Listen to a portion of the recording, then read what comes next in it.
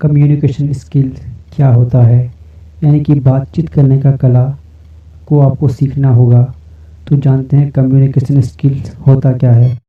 बातचीत एक ऐसी कला है जो या तो किसी इंसान को इज्जत दिला सकती है या फिर किसी को बेइज्जती भी कर सकती है।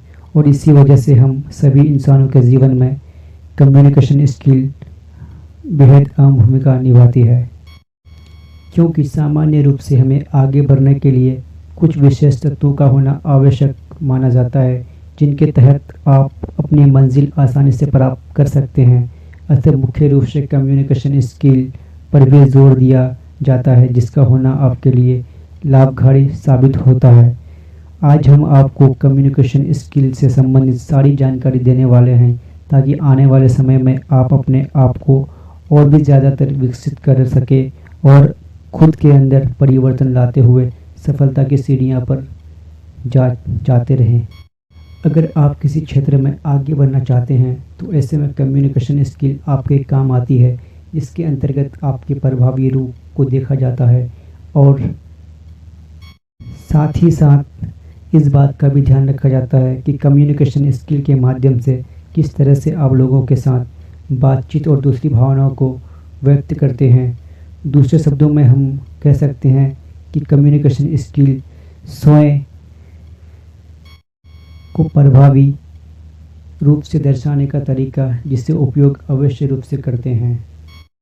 कम्युनिकेशन स्किल मुख्य रूप से 3 प्रकार की होती है, जिसके अंतर्गत हम अपने अंदर के विशेष रूप से बदलाव कर सकते हैं। जब आप अपनी बात विचारों को व्यक्त करने के लिए लिखित तरीका अपनाते हैं, तब कम्युनिकेशन स्किल के इस रूप का उपयोग किया जाता है। ऐसे में लिखित संचार के माध्यम से आपको कई प्रकार की सुविधाएं प्राप्त होती है, जिसके ज़रिए आप सामग्री, प्रिंट मीडिया जैसी चीज़ों को इस्तेमाल करते हुए आगे बढ़ सकते हैं। यह एक ऐसी कम्युनिकेशन स्किल है जिसके माध्यम से एक दूसरे से बात करके ही खुद के अंदर विशेष बदलाव या परिवर्तन किया जा सकता है। अगर आप चाहे तो समूह में रहकर भी मौखिक संचार के अंतर्गत कम्युनिकेशन स्किल को बढ़ाया जा सकता है। हमारे जीवन में मौखिक संचार को विशेष रूप से महत्वपूर्ण माना जाता है, जहां हम खुद के अंदर सकारात्मक बदलाव लाते हुए इस कम्युनिकेशन स्किल का उपयोग कर सकते हैं। इसे एक विशेष प्रकार की कम्युनिकेशन स्किल माना जाता है, जिसके अंतर्गत अपनी बॉडी लैंग्वेज के माध्यम से दर्शाया जाता है एवं अपनी पर्सनैलिटी के सही अंदाज़ा भी लगाया जा सकता है। जब जब भी किसी अच्छी कम्युनिकेशन स्किल का उपयोग किया जाता है तो उसके अंतर्गत कई प्रकार के साधन उपलब्ध होते हैं। इसके मद्देनज़र हम अपनी बात को समझ सकते हैं और आगे बढ़ सकते हैं।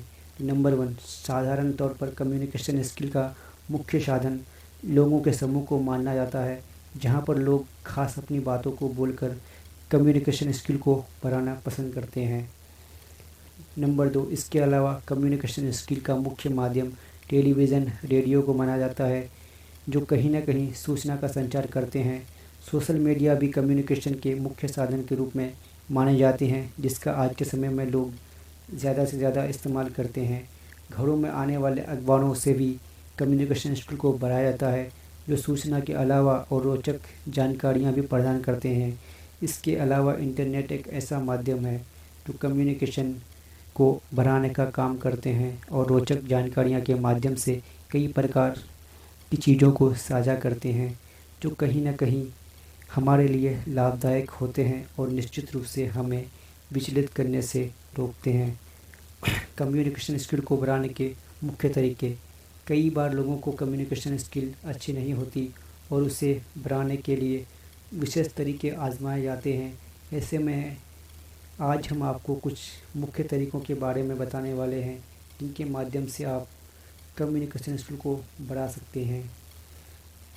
जब भी आप कम्युनिकेशन स्किल बनाना चाहें तो सबसे पहले सरल भाषा का उपयोग करना चाहे, जो आसानी के साथ लोगों के समझ में आती है और उसके माध्यम से आप नए तरीके से अपनी बात समझ सकते हैं।